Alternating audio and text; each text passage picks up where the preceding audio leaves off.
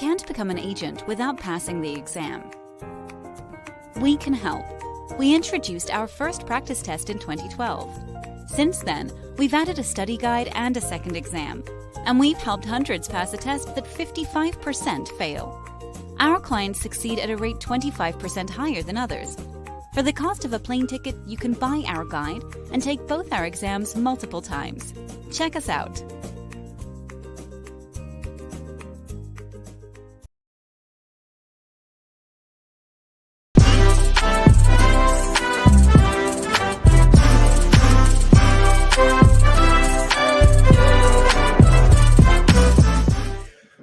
Back at it again! It's the state of football here on this Thursday, August 12th, 2021. I can't keep up with it. It's a can't stop, won't stop situation here at the Jersey Shore. This is season 2, episode 9, part 268 edition.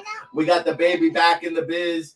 We got Super Samantha producing the show, being mom, holding it down. Buckle up. What a affair we have today. Of course, we have NFL preseason tonight. I'll give you my selections. So far, I'm undefeated. I'll give you a CFL player of the week later on in the show. We'll also have Neil Stratton, Inside the League CEO. You saw the agent promo there at the top of the show. We'll check in on how the agents did and what the results might look like. We also have John Collins, CEO of Sports Entertainment Acquisition Corporation. John Collins is a big-time dog now. He's worked with the NFL. He's worked with the NHL. He's worked with CEO of the Cleveland Browns, COO of the NFL and NHL. We're going to talk about the big things that he's up to, and then we'll kick things off like we do each and every Thursday in just a moment. Dane Vandernat, Executive Director of the NFLPA Collegiate Bowl, will be joining us, and I have something to say about the scouting trails that I'm getting set to take on. But before I do, we're just full of announcements here on the state of football each and every day. I am happy to announce, we talked about it briefly last week with the Hall of Fame Village folks and our endeavors into the esports arena. I am so excited to be the acting commissioner of the Conference 1 competitive league play, which will be the largest scholastic competitive esports league in the world. And we're going to have close to 200 colleges and university varsity esports teams participating in this league around the country. Our championship is going to coincide with the NFL draft out in Las Vegas. Big things going on in the esports world. So make sure you follow Conference 1 on Twitter right now. We're putting out our announcements there. Updates coming to the website. Schools can register online. CF1.gg. It's CF1.gg. I'm so excited. And, you know, I've been working in the sports entertainment media world for 2 decades. I truly believe this is the biggest accomplishment of my life. And I'm going to bring it to fruition. I'm excited to do that. I'm excited to hit the scouting trails. You know why? Because and it's no secret that, you know, we've seen what Blesto and National look like throughout the years. And so I snuck a peek this year, man. And I don't know if it's COVID. I don't know if it's the young, inexperienced, unknowledgeable scouts that they have out there going collecting this information. Don't get me wrong. I love the measurements. They're very useful, but let's be honest, anybody can do that. I'm just going to speak to the Northeast. I'm looking forward to running laps around the scouting community. And I feel like that what we're working on, another announcement, Dan Rambo, Football Exchange, partnering up with the NFL Draft Bible, the database, the information. What we have is just blows away what Blesto or National does. So if you're an NFL team and you're tuned into the show, I know some of you watch. I appreciate you guys reaching out. I'm just being honest with you. You're wasting your money. I mean, there are so many players omitted, so many players misrepresented.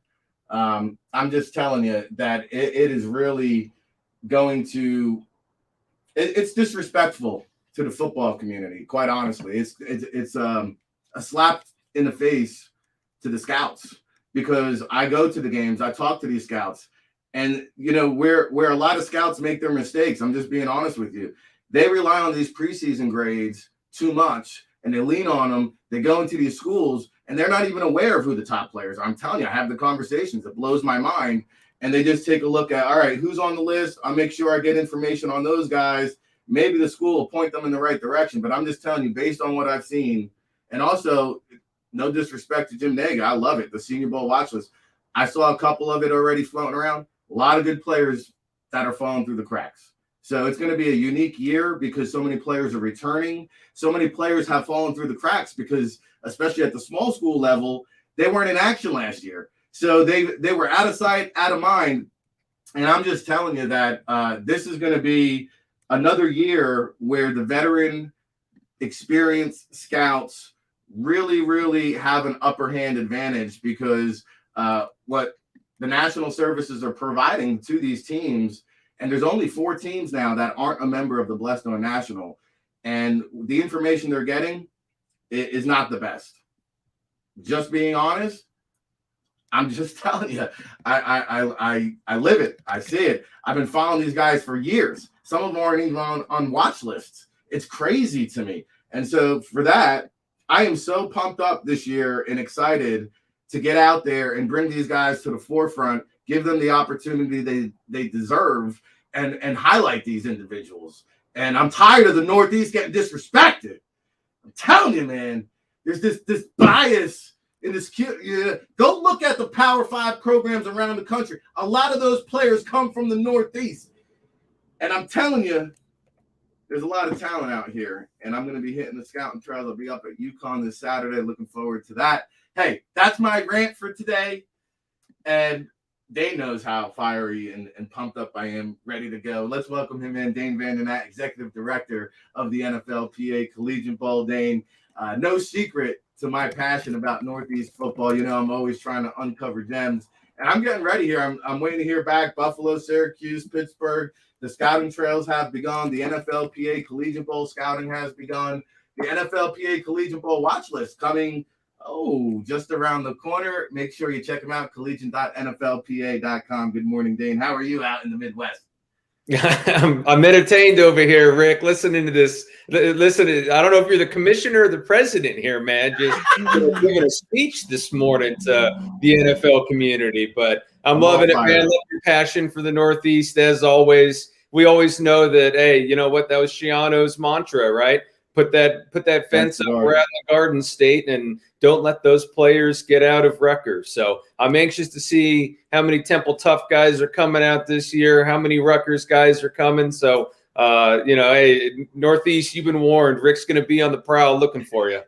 Yeah, and you mentioned Rutgers, not me, but one of the first hires was Fran Brown, who was at Temple.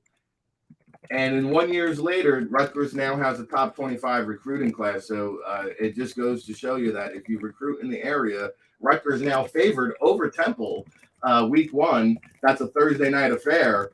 So we're looking forward to that.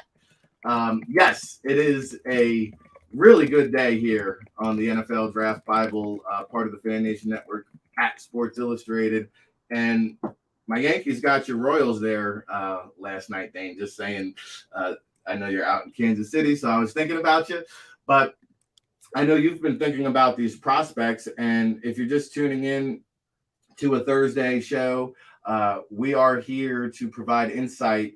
And I believe that we're, in terms of the big 3 all-star games, Senior Bowl, East-West Shrine Bowl, and NFLPA Bowl, I believe that we're the most transparent one. I mean, we come on the show each and every week. We tell you where we've been, who we saw, who we like, who we're looking at, who we like a lot, who we like a little, who we're monitoring. So, I mean, you can tune in.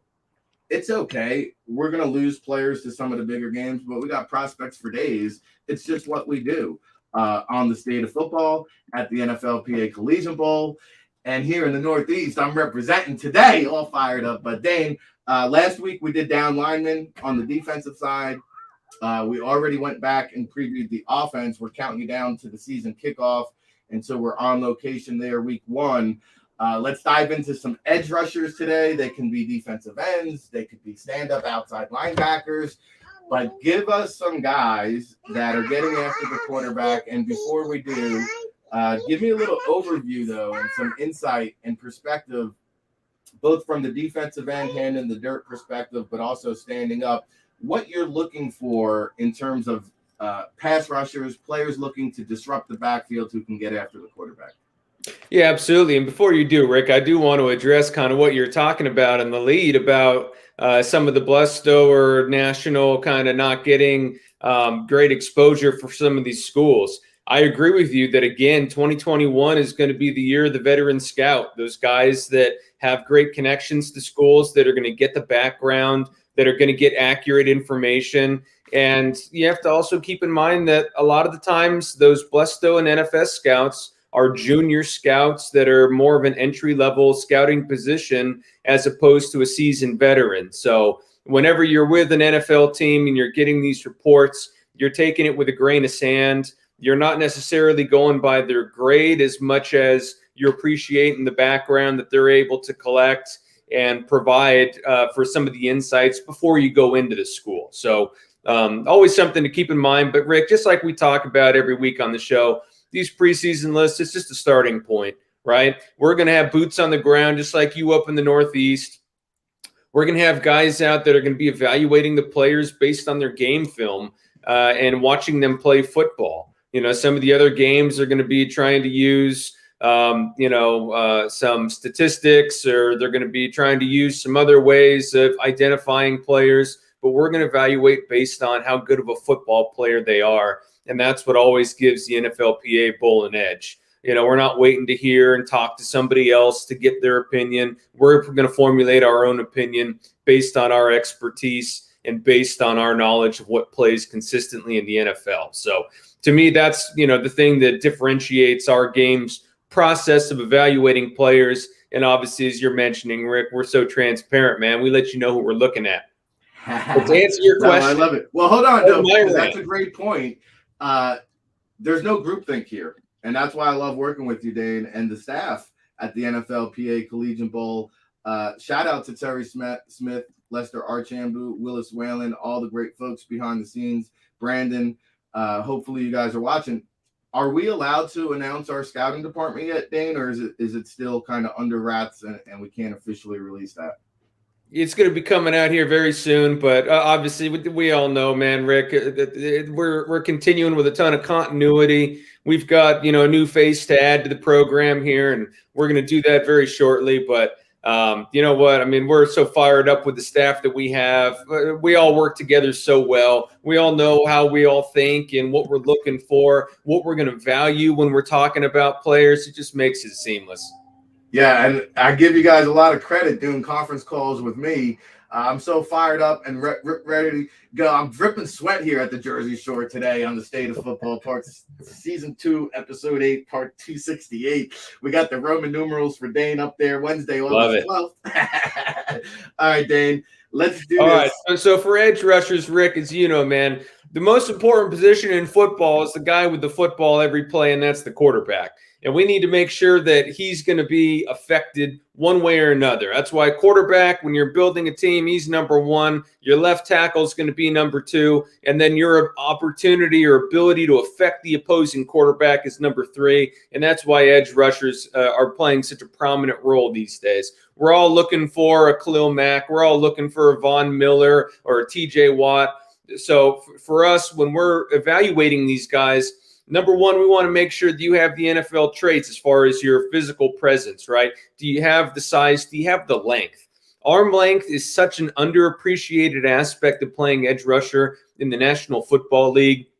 As we always talk about in here, football's a game inches, and we want those inches on our rushers when it comes to their hand size, when it comes to their arm length, so that we can keep some space between us and blockers, and then we can also reach out and affect that quarterback all the more easily. So for us, we want guys with some length. We want guys that have some slipperiness to them, right? Guys that know how to get off blocks, that use their hands well, that have a hell of a lot more core flexibility than I have, right? Some guys that have some shake, that can get around. Those guys with some basketball backgrounds always come in handy. And then guys also that know how to play with leverage. So now you're talking about guys with some wrestling backgrounds here, Rick. We're going, all different sports here this morning. But We want guys who can keep their pads down, guys who can get under offensive tackles. Offensive tackles are typically the tallest players that we're going to be going against from a defensive line perspective. Those guys don't always bend the best, especially at the collegiate level. We know that all these guys transitioning to the next level are going to have, to up their game a little bit. But for the most part, we want to see guys that can keep their pads low, that play with great bend, who are athletic, and who my dog Bella behind me is going to come on and she disappeared now. But at any rate, who she's going to appreciate rushing the passer as well. So from that standpoint, size, athleticism, that length to affect it, and then that repertoire of moves, right? We can't be one-trick ponies in the NFL. If all you can do is use bull rush, or if all you can do is run up the field, you're not going to be very effective, because the offensive tackles at the next level are significantly better. You've got to be able to keep them on their toes, keep them guessing. So we need to have a toolbox of moves in order to work with. Yeah, no doubt. And I definitely believe that the bend, are we frozen? Did we go frozen? Are we back? You're back. Okay, we're back. So I'm looking for Gumbies. Remember Gumby with the donkey? We're looking for guys who could bend and get under. That's what we're looking for, playing out on the edge. And it reminds me of another throwback song. All my '90s people out there. I put my hand up on your hip when I did this. Hey, we're looking for the rip. We're looking for the dip. All right, Dane, how do you want to do this? Do you want to do defensive ends and then stand-up backers? You want to take them all at once? It's up to you. We're going to do them all at once. I just got 5 for you, 5 seniors that are on our board, as you know, Rick. 5 guys that have been productive and that we anticipate are going to stay even more productive. And we're going to start down south with Chauncey Minnock down at Louisiana. Right, a guy that many guys may not know about, doesn't play at an abnormally large program that gets a lot of exposure, but 6'3", 251, 10 and 3/8-inch hands, 33 and 5/8-inch arms, has that size, that length. He is that outside linebacker / sub defensive end. It was originally a Georgia commit who then went the JUCO route prior to getting to Louisiana. He's a twitchy athlete. He plays physical versus the run. He's got really good play strength, something that's underappreciated for a guy that's kind of that tweener build. But he utilizes his length well as a rusher. He gives great effort to the football, and he can close from the backside. I really like his slip as a rusher. I think Chauncey Minnock from Louisiana, Rick, is going to have a really nice season, and I'm expecting his stock to continue to rise. You want me to keep running, or you want to do one at a time? No, I love it. I was so busy taking notes, I put myself on mute. I'm not familiar with Chauncey, so I always love learning about new players. Dan, go ahead. Who else you got for us? All right. Hey, you know what, Rick? One just for you. A Temple Tough transfer up to Penn State. And Arnold, I'm gonna butcher his last name, Ebiketie. All right, Arnold Ebiketie at Penn State now. 6'0", 2'3", 240. Big old 10.5-inch hands, 34 1/4-inch arms. Led the Owls last year in TFL sacks and forced fumbles. He's a physical player with deceptive play strength, regularly creates movement on contact with blockers. He's a little bit higher cut physically, which means he's got long legs, and that leads to him playing sometimes with some higher pad level, but he compensates with that variety of pass rush moves, including the double hand swipe, which he works to perfection. I'm really anxious to see him, Rick, this year on the greater stage, pardon me there, in the Big Ten, and see how we can pair up going against some of these, higher profile offensive tackles. Always love the Temple Tough. Love the Northeast acknowledgement, Dane. Thank you. Hey, Rick, I'm turning back down south, man. And we're going to go to, 2 programs that routinely produce NFL edge rushers. We'll start with Christopher Allen at Alabama. A little different build to Christopher Allen, 6'3", 242, 10 and 8-inch hands, 33 and 5/8-inch arms. He's a thickly built guy. He's a power player. He was second team All SEC last year, led the conference with 13 TFLs, including 6 sacks. Physically, he looks and he's in that great mold of 3-4 outside linebackers, which we know that Alabama always runs to perfection. First snap I watched against Auburn last year, he won with an upfield get off to get the left tackle off base, and then he came underneath with a swim for a sack. He's got very good length and strength to secure wrap tackles, physical, able to slant inside on ET stunts, which, you know what, a lot of guys that are some more of the finesse edge rushers, they're not going to want to go inside and play dirty with offensive guards, right? But I'll tell you what, Christopher Allen, he's got no issue doing that. Physical, athletic to stay on his feet, smoothly drops into zone with good presence of mind to bump shallow crossers. I really like Christopher Allen. Again, I think, you know, another guy with arrow just pointed way up. Yeah, the Bama boys always have some prospects on the back burner there. I noticed the common denominator, though, Dane, of all these guys is the length, right? Especially the arm length and the importance it is to kind of survive on the outside with that. No question. No question. And my next guy down at Georgia, and Adam Anderson, is going to bring that length as well. He's a little more lankier framed. He's 6'04", 226. I think he's up in the 230s now, but in the spring he was 226. Again, 10-inch hands and 33 and 7/8-inch arms. So just a hair under 34-inch arms. This is what we want as far as when you're talking about players playing on edge in the National Football League. Again, your opportunity to play with extension, to keep blockers off of you so you can remain free and you can hold the point. Adam last year was a rotational outside backer, sub DN for Georgia. Played extensively all 3 years. He's a true senior. Enters 2021 remarkably with 46 career quarterback pressures. He's a leaner built guy, like I said, over 6'4" and under 230 pounds. But I'll tell you what, he's built for speed. He's got that length. Those two things are his best assets. You really see his ability to close once he turns the corner as a rusher. Long arms enable him to affect the quarterback in numerous ways, including getting him up just to bat passes at the line of scrimmage. I'm going to go on a limb here, Rick, and say he reminds me a little bit of former 49er and Bill Manny Lawson with his combination of length and athleticism. I really want to see Adam Anderson take off this year, become an every down player for Georgia. Obviously, we know they have a very talented squad, so they're always going to be rotating guys in. But, you know, now that Jermaine Johnson's transferred to Florida State, I want to see him kind of secure one of the starting outside linebacker sub-DN spots for the Bulldogs. Yeah, it looks like a lot of love for Adam Anderson there in the chat room. I see the press checking in. NFL Zach loves him. Georgia, one of these top dog. We just had the Georgia beat writer on yesterday. I'm so bad with these names. We had all Bulldogs Daily yesterday, just yesterday's show.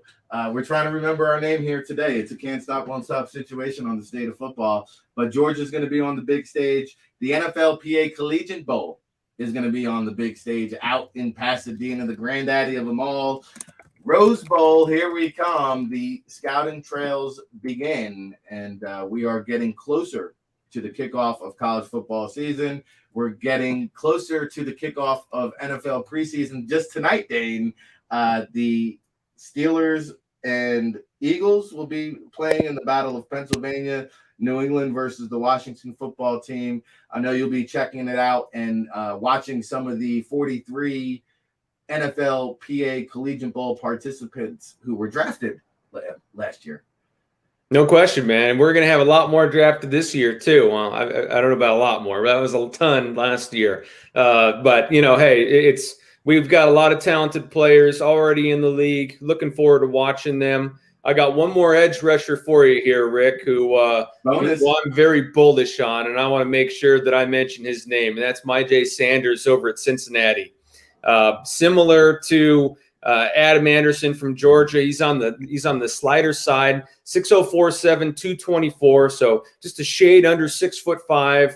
9.25-inch hands, 32 and 5/8-inch arms. So not quite the arm length that some of these other guys had, but I'll tell you what, the thing that's so impressive about Myjai Sanders, and we know that the Bearcats of Cincinnati, what Coach Fickle's done there, players like Myjai have helped turn the Bearcats into just a dominant defense. He's going to be a 3-year starter, led the team in TFLs and sacks last season, was first team all-conference. despite his leaner frame, he plays very physical. He's got great play strength. But what really sets Myjai Sanders apart is his first step get off. He's able to win so frequently, whether it's getting upfield as that speed rusher or even slanting inside to get in and to keep players off balance. Myjai Sanders, I'll tell you what, Rick, I think he has elite first step quicks, elite bend, physical traits are there to factor versus the run. He's a player that I'm very anxious to see kind of continue to ascend. I mean, you can just see right there going right past the right tackle, the last season, a guy that can affect the quarterback routinely, and I'm anxious to see that progress. That's going to be exciting. We just had the Cincinnati Media Day, or the AAC Media Day last week, and his name came up. And Cincinnati, one of those, again, top 10 contenders. We forget about Cincinnati and the Bearcats because they're not in that Power 5, but they had a heck of a run. They have a returning quarterback in Desmond Ridder that I'm sure we'll get to at some point, or that we covered when we talked quarterback. So Cincinnati, exciting program. The NFL season, exciting times tonight. I'll have predictions later on in the show after our guests, so stay tuned for that. We'll be joined by Neil Stratton from Inside the League later on, and also John Collins coming up. But first, we had Dane Vandernat, like we do each and every Thursday. It's such an honor and a privilege to have him here on the show. It's such an honor and a privilege to call him a friend. And it's really been a phenomenon getting to just work with him and learn from him. And every time we talk, whether it's on the air or off the air, I'm always learning something new from Dane. So thank you so much. We appreciate the time as always. And we'll come back. We'll talk some linebackers next week, Dane. Let's do it, Rick. Always love coming on here, man. Awesome stuff. Dane Vandernat, arguably the best talent evaluator I know. I mean, who else do you know that breaks it down like that? I don't know. I watch a lot of football. Dane Vandernat, Brian Baldinger are two of the best, and you can catch them here on the State of Football. Weekdays, 9 a.m. Eastern, your home for real football talk. And when you talk about real football talk and doing big things, nobody's been at the pinnacle of this business more than John Collins. He joins us right now, CEO of the Sports Entertainment Acquisition Corporation, formerly COO of the NHL, CEO of the Cleveland Browns, and longtime NFL executive, joining us here, making a State of Football debut. Good morning, John. How are you? Hey, good morning, Rick. How you doing? I'm doing good. I appreciate you taking the time. I mean, you're doing so many big things, John, to take some time out of your busy schedule and join us here on the State of Football. I guess we'll get right into it. For those at home that may have never heard of Sports Entertainment Acquisition Corporation, it's certainly catchy and grabs your attention and really puts that vision in terms of what you guys do out there. But for our listening audience at home, why don't you tell us a little bit about your organization? Sure. So I have a couple partners, Eric Krugman, who you may have heard of. Eric had a long career with the NFL as well. He was one of the key guys there, worked with Commissioner Tagaboo and Commissioner Goodell on many of the most important issues that the league was facing. My time at the NFL kind of predated Eric, so we knew of each other, but we had never really worked together.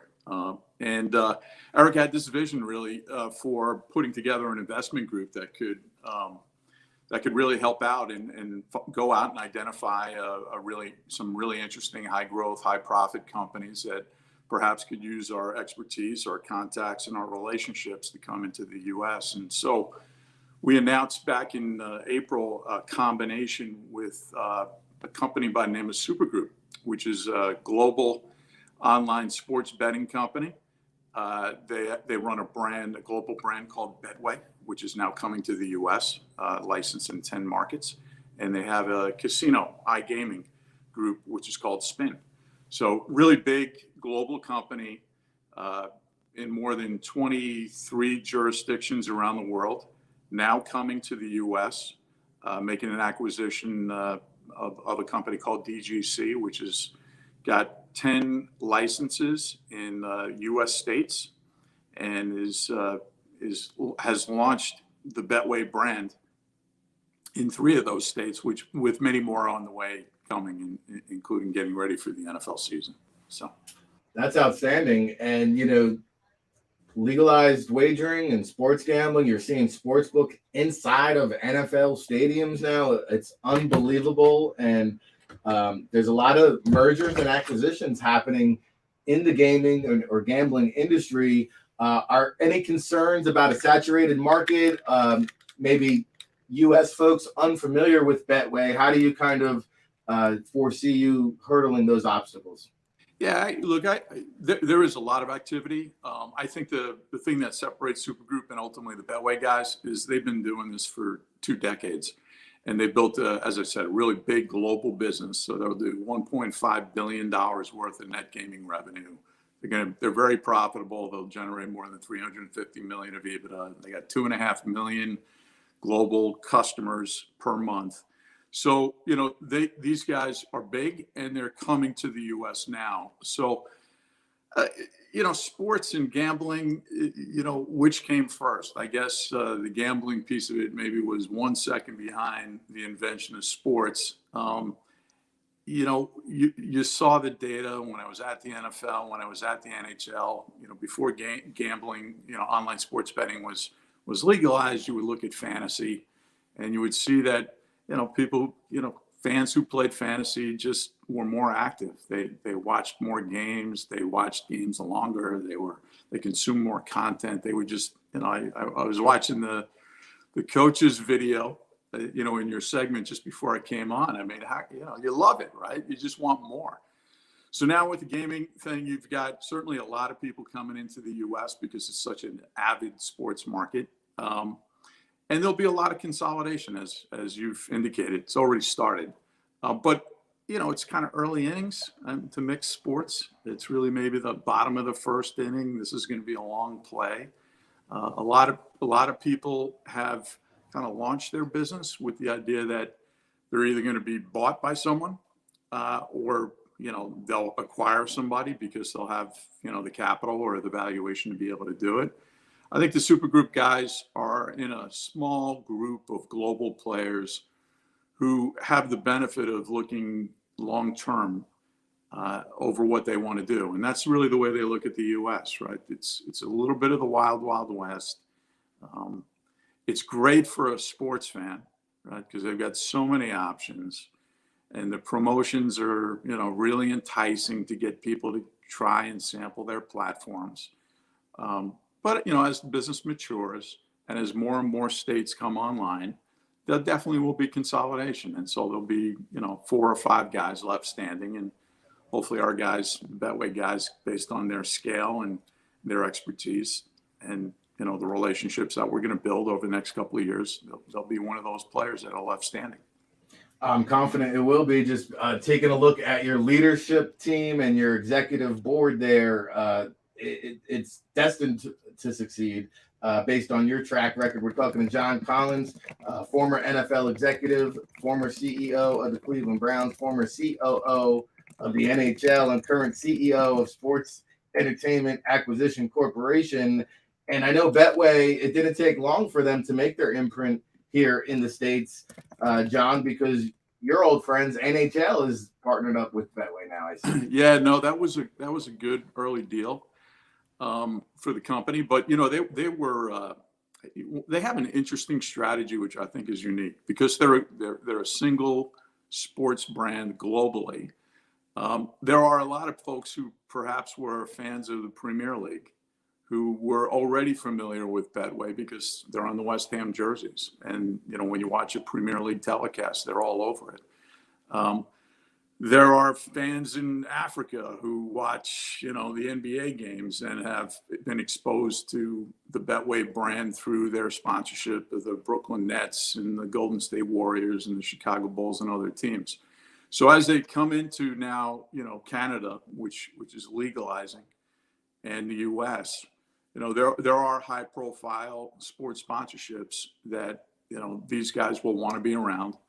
And for Canada, Stanley Cup playoffs, there is really nothing, there's no content in the country that's more important or more noteworthy. So for Betway to be in the ice during the Stanley Cup playoffs, I think was a big coup. And then obviously they sponsor a number of the teams in the U.S. as well, and they were in the ice for the Stanley Cup playoffs. So I think it's you're going to see more and more of those kind of high-profile global events that appeal not only to the U.S. or the Canadian markets, but also around the globe, which is always the filter that the supergroup Betway guys bring to a negotiation or a business opportunity. They look at it on a global basis, which is really refreshing. Yeah, it's a big deal. The supergroup Betway Sports Entertainment Acquisition Corporation, John Collins doing big thing in the sports gambling arena. So I guess Canada is getting closer to legalized sports gambling. I know the Canadian Football League viewed that as a big deal. You mentioned, sports gambling really is in the bottom of the first inning, because I don't know offhand, you probably know better than I do, John, how many states in the U.S. now do have legalized sports gambling? Are we close to all of them yet, or are no, we're not even close. I mean, it's probably, approximately half with half more to come, right? So wow. It's such a great, it seems like every decade, and I've been in the sports business for too many decades, I guess, but every decade there's a new category that comes in and blows a lot of advertising and sponsorship money into the marketplace. But I haven't, and some of that was, telecommunications, and some of it became insurance, and some of it became financial services. But I have never seen sort of the outpouring of the real cash as well as big time opportunities as there is with online sports betting. And it's really across the board, whether it's the franchises themselves, the leagues who always do a really good job of sort of bringing as much money as they can capture to the table. And even the networks, right? You're at a point where the future of regional sports networks and the future of the traditional bundled sports, cable sports package is clearly diminishing. And so the next step is really direct to consumer. And how do you make a product more appealing? Well, you probably integrate the in-game action with in-game sports betting, right? And that really is, the full 360 of probably, what we're going to see as sports fans over the next, 5 to 10 years. You're going to see this whole industry transform. Yeah, no doubt about it. And I think, the gambling element, especially for the NHL, that's a huge deal, because when you look at it, there's NFL, there's NBA, there's MLB. NHL kind of fourth in the pecking order. I do believe if you look at throughout the history of sports, gambling has always helped the popularity, whether you're talking about leading up to the Black Sox scandal in 1919, but gambling made baseball popular. Gambling made the NFL popular. And so now the NHL is going to try to look to make some grounds here. And I'm curious, John, as this expands, as it grows, you've already got the partnership with the NHL. Do you foresee any other future partnerships? Are you discussing any other partnerships with leagues, organizations, other industries? Will you guys delve into the esports world at all?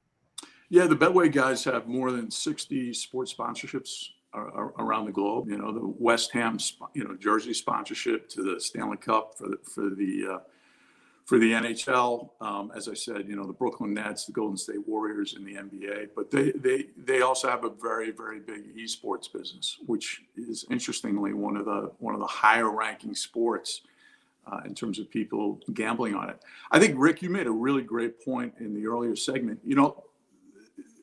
This interest and the passion in sports betting is going alongside sort of this explosion of data. Right, sports data, which is really giving fans a completely different view of their favorite sports and just what magnificent athletes, these players really are. And that, combined with the ability now to perhaps, gamble on some of those insights, I think is really going to drive more consumption of sports, and it's going to keep it red hot. It already now has gotten sort of the rightful place as the number one content on television. It wasn't always that way, right? There were, again, I've spent too many years in the sports business, I suppose, but, there were times when Monday Night Football was not, in the top 10 of most watched television shows. And now you look at, Sunday Night Football, which has been number one for almost a decade, right? So it just gives you a sense of how far sports has come in relation to all the other content that's available. Sports fans are so passionate. Yeah, no doubt about it. John Collins here, CEO of Sports Entertainment Acquisition Corporation. John, I know you're a busy man and you have to go, but since you mentioned the data and the technology, I got to ask, what differentiates you guys? Because there's a lot of other kinds of data and information available out there to the masses. Is this something that will be available to the public? Will it be available privately to leagues, or will it be a combination of both? Take us through your data and proprietary rights, I guess. Yeah, I think that's, again, because the Super Group and the Betway guys have been in business for 2 decades and have been operating around the globe for a long time. I think they have not only the scale of an operation, but they have really they've fine-tuned their customer experience. And while the Betway brand is just beginning to come to the U.S., I think once fans, now in Colorado, but as fans throughout the United States get a chance to really sample that brand, they'll see that they're as good as anybody, if not better, in terms of the customer experience. And they are very strong, and one of the biggest strengths is the way that they use data to kind of super serve that customer, right? So, understanding your customer, giving them what they want, being able to make suggestions in terms of other things they may be interested in is the way you not only build, trial, but it's also how you keep a customer. And the Betway guys have shown a real expertise in being able to do that. There are 23 countries around the world, 26 different languages, 24/7. I know, Rick, we're talking about football, meaning, the NFL and college football, but from a super group standpoint, they're thinking European soccer, right? One of the biggest, if not the biggest, sport that gets bet on around the world. So these guys are, guys that Eric and I are betting long term on. We think they're going to really be a major player here in North America, as they have been around the world. Our deal is forecasted to close fourth quarter, early fourth quarter of this year. So it'll be a publicly traded company on the New York Stock Exchange. And at that point, I think you'll start to see Super Group really make some moves. Wow. Big announcement here on the State of Football with John Collins, CEO of Sports Entertainment Acquisition Corporation. And we'll have to talk more off the air, John, because I just announced at the top of the show, it is the State of Football, but I am the new commissioner of the Conference 1 Esports Collegiate League for Valorant. We're officially licensed by Riot Games. We're sanctioned in New Jersey and Las Vegas to have legalized wagering on esports. Those are the first 2 states. You talk about industry in its infancy when it comes to gambling. Well, there's only 2 states legalized in esports with about a dozen or so on deck ready to go. So we'll have to talk more about how we could possibly collaborate. I know you're a busy man. Where are you checking in from, by the way, John, today? I'm a New York guy, but I'm in Florida right now. So. Okay, very good. I'm down here on the great island of the Jersey Shore, so don't know if you get down here too often. We do have one question coming in from the chat room before you go, putting you on the spot a little bit. Do you have a Super Bowl prediction for us? Yeah, well, listen, I don't have a prediction. I'm fascinated, like everybody is, with this whole Tom Brady story, right? And I can't wait until he goes up to Foxborough, right, and plays the Patriots. That'll be a lot of fun. So I think that there's so many great storylines in the NFL, particularly around the quarterbacks, right? I mean, there's so many quarterback stories in the NFL, right? It's going to be a great season. Really going to be a lot of fun. And as you said, definitely get our Fred Astaire award for dancing around that question, John. We know we can't put you on the spot like that, but I tried. My friends in Ohio, I'm picking the Browns. Okay, there you go. All right, there we go. They need some glimmer of hope right there. Hey, they just had the NFL draft there. They did a great job, and a great job out of John Collins. And thank you so much for taking the time to join us here on the State of Football, John. Safe travels back to New York, and we look forward to chatting soon. Thanks so much, Rick. All right, there you have it, John Collins, CEO of Sports Entertainment Acquisition Corporation. Make sure you go check out the good folks at Supergroup and Betway. Samantha threw the website up there, and so they are making big noise here on the States, and always making big noise here on the State of Football every Thursday, waiting patiently in the virtual green room. Neil Stratton, CEO of InsideTheLeague.com, as he joins us each and every Thursday on the State of Football. Good morning, Neil, down in Houston. How are you today? What's up, brother? I like the new set, man. That's nice. You're loud and proud coming out of the vacation and all that kind of thing, making some big boss moves, man. Way to go. I wish I was coming off a vacation. I know I wasn't here every morning to be here with you all, but it was far from a vacation. I think I made it up to the beach one day, and I literally live 2 blocks away. But I appreciate the props. I'm hoping to get up there because I'm sweating bullets here on the State of Football, broadcasting live from the Jersey Shore. You know, I had to have the super producer Samantha kill the air because the vent is like coming right down on my neck, and I'm like, hey, you got to kill that. Now I'm over here sweating bullets, Neil. But I always love listening to you, enlightening our listening audience. And yes, I agree with our chat room listener. You can't lose. The guests are just locked and loaded each and every day here on the State of Football. We'll have a whole nother slate of great guests tomorrow on a Football Friday affair with Big Law, so stay tuned for that. But Neil, we made so much of the NFLPA agent exam leading up to the process, which was just last week. What are you hearing? What have been kind of the after effects coming out of that NFLPA exam? Well, you know, as you know, Rick, and we've discussed at length, this was the first year that applicants, test takers, didn't have to go to Washington, D.C. to take the exam in person. This year was all done online, and I think probably a lot of people might have predicted there might be some technical slip-ups and a couple issues, and indeed there were. We've heard from, probably about a half dozen people who, for one reason or another, were unable to take the test, and that's a real disappointing thing for them after preparing so long to take it. I know of at least one person who wasn't able to take it who had to take it last time in 2019, I guess, and so it was a 2-year wait for him. Now it's going to be a 3-year wait. He was unable to take the exam. The best they're offering is to take it again next year. That is a really lengthy, that's a really disappointing turn of events for him, obviously, because that's a long way to wait. This is a dream for a lot of people, professional dream, and something they've been waiting to do for a long time. For that to happen is certainly disappointing. I don't know that I can fault the NFLPA. I mean, there are certainly going to be some issues anytime you try anything new, but it is a definite hardship for him. It's a hardship for, again, for all of those people that have been waiting so long, have been studying so hard. Both of these people used our exam prep materials, and we try to live and die with our people, and so we really feel for them. Just a tough turn of events for those people.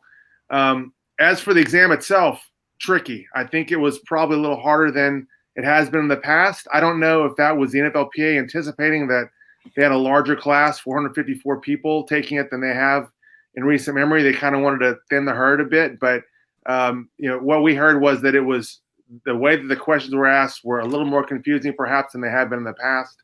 Obviously, the NFLPA has every right to make the exam as tough as they want to. It is a vetting exercise for people who are actually going to be out there representing players. But I think a lot of people were a little caught off guard, especially people who had taken it before and then saw, the changes. So certainly a challenging exam. You cannot accuse the NFLPA of just letting people in, haphazardly or willy-nilly. They take this seriously, and I think people that didn't take the exam seriously, and every year there are hundreds that don't, are probably going to pay the price for that, and they'll probably be back next year.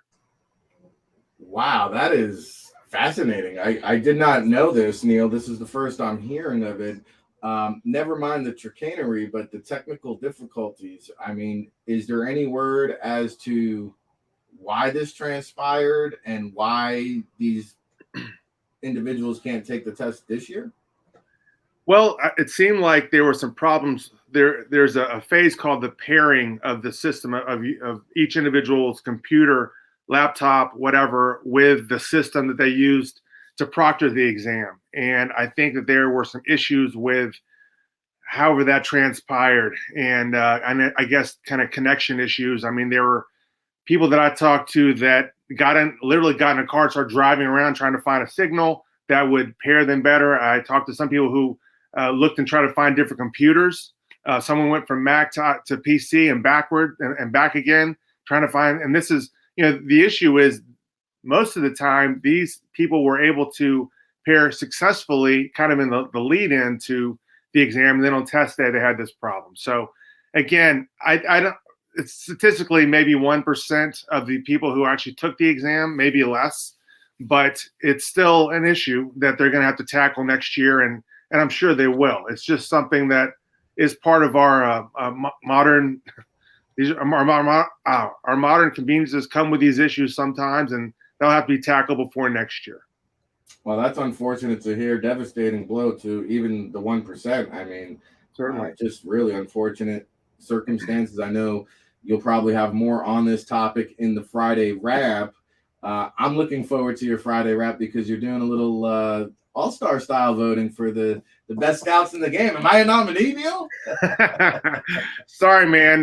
One of the rules that you have to have had been with an NFL team for the last 5 drafts. That's one of our kind of conditions. We're going to take a stab at this, Rick. I don't know how well this is going to be received. I think anytime you try something new, you're a little nervous about how it's going to go. But it's something that intrigues me, and something that I think a lot of people have interest in. Who are the best scouts out there? Who are the people that can be trusted to come back with the best information? I mean, the NFL scouting process, for those who aren't kind of on the inside, it's a very collaborative thing. And I think there is a temptation to say, hey, listen, this guy finds undrafted free agents, or this guy's really good on the second day. But is that really true? We don't know unless we actually ask the scouts who are in the war room with them, the ones that are doing the work, the ones that are out there at the schools at the same time, and they're the ones that are holding the clicker, or maybe they're not holding the clicker, or the ones that are asking the questions in the room, or maybe they're asking bad questions. And I don't think you can really get those insights unless you ask scouts themselves. And so we've chosen a very, very busy time for them to be making to vote. These guys are all out on the road now. They're kind of back in the mode of running the roads and doing the things that we think a scout's doing. So, will we get the kind of reception that we want? I'm hopeful that we will. We're going to continue to push this for at least 3 or 4 weeks and see how it goes. But I don't know. We want to try. I want to find this stuff out. I mean, it seems like every time I conduct one of these polls or surveys or anything, I'm the one who's the most interested in the results, even more than anyone that reads our stuff or anything at all. So, but we're going to try it, see how it goes. Hopefully we'll get representative results, and we'll have, whatever we get, we will share with our readers, obviously. Hey, not an easy task, but if somebody can execute and pull it off, it's Neil Stratton, CEO of InsideTheLeague.com, well-respected within the scouting community. Of course, Inside the League scouting seminar every year at the Combine. This year was virtual. Jason liked accepting the award, but we've had Jeff Ireland attend. John Lynch was there, the entire Colts scouting organization with Chris Ballard. And so I do believe you will get some responses there, Neil. We will look forward to seeing what the results hold. I'm curious to see. And I also know you have a upcoming Zoom seminar series coming up for Inside the League clients. Tell us more about that. Well, we're looking at 6 to 8 weeks until the agent seminar. I'm sorry, until the exam results come out, and so we've got a little bit of dead time. There are a lot of people that I think kind of want to fill that dead time. One way that we'll do that is we're planning on having some NIL education sessions, at least one, maybe 2, with some experts from around the game. As you know, Rick, you don't have to be certified, you don't have to be registered, you don't have to be anything at all to sign kids to NIL deals or to work on their behalf, trying to find them deals. So we'll talk about that a little bit in Succeed in Football on our daily blog. We'll also talk about, other ways we're going to use Zoom. We have a couple other things in the planning stages, and we're hoping to roll those out soon. We have a lot of scouts or people that want to become NFL scouts that are part of the ITL family. We want to bring them information they can't find anywhere else, bring them insights. And so we'll be recruiting some of our friends who are out of the game, who've been in the game for a long time, to come and talk about their experiences, talk about their evaluation techniques, talk about all the things that are part of scouting that I don't think you get to hear very often from people, unless you're listening to Baldy's breakdowns or something that y'all offer, Rick. So, it'd be something else that we hope that is unique and different and brings a different perspective to people who are interested in the game behind the game, which is, pretty much our community. No, fascinating stuff as always. Neil Stratton, InsideTheLeague.com. Check out SucceedInFootball.com, the free blog there. Of course, Amazon for Moving the Chains and Scout Speak, 2 books that must be in the library archives and in your home for sure. Neil, anything else you want to discuss before we let you boogie? How's the weather down in Houston? It's humid here in Jersey. It's hot, man. It's really hot. But hey, that's how we like it. That's what we do down here in Houston. It is what it is, man. It's you don't like heat, you got to get out of here. And it's people think, oh well, August is kind of the end of summer, man. September is when it gets serious down here. So it's we still got a long ways to go, but that's okay. School's about to start. Taking my son to college on Saturday, and then my 15-year-old will start up, I think, the following Wednesday. So things are about to get back to normal in the Stratton household. We're welcoming that. We're looking forward to it, man. Very cool. I know you're looking forward to some peace and quiet and being able to get some work done for sure, but that's exciting stuff. We hope that you have safe travels during your journeys, Neil, and hopefully, I know hurricane season is upon us and you're down there in that region, so we're hoping for the best with that this year, but we will be back at it again next Thursday with Neil Stratton like we do each and every week. Thank you so much, Neil. Looking forward to it, brother. Have a great weekend. My best to you and Sam and the baby. Thank you so much. And the baby's acting up. Oceana, you're being all a wild child. You want to come over here and say hello to the people? You want to come on the show today? Neil, we'll catch up with you, brother. We appreciate you. Thanks, dog. Come on, Oceana. You want to come on? We got birthdays to do. Can I say happy birthday? We're going to close out the show with a couple birthdays. Plaxico Burris. What you spill? Born in 1977. That would make him 44 years old. How about the mullet man, Mike Gundy? 1967. I guess that would make him 54 years old. We have Delani Walker, born in 1984. That would make him 37 years old. Chris Chambers, born in 1978. That would make him 43 years old. You like my mathematics here on the Superfly? So a couple of good birthdays here. I guess we're not going to have an Oceana experience or appearance. But Samantha's working overtime behind the scenes on producing duties and mom duties. Man, she has her unicorn yogurt. Sorry. Well, if you're wondering, the unicorn and the butterfly are designed by Oceana here. It's a family affair. Big shout out to all our chat room people. Tom Goodhines for chiming in. You can't lose.